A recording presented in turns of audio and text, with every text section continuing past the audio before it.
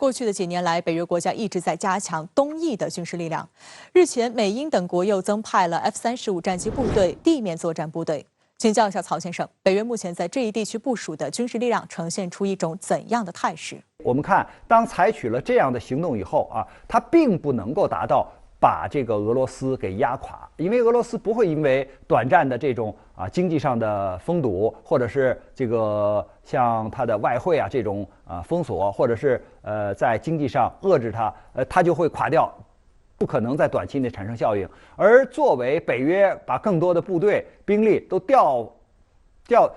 遣部署到欧洲，都放在俄罗斯的家门口，那俄罗斯的这种安全感可能就更低更弱，它更要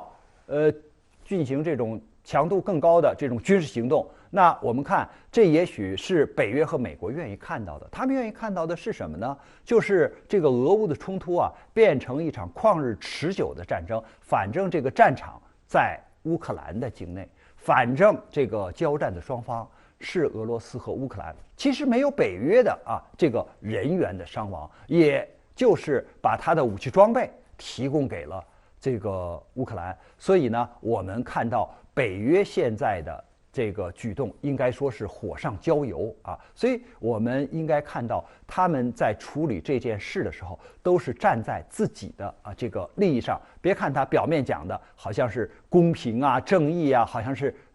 制裁俄罗斯压制俄罗斯，但是你并没有这个灭火并没有是劝双方进行这种谈判呢。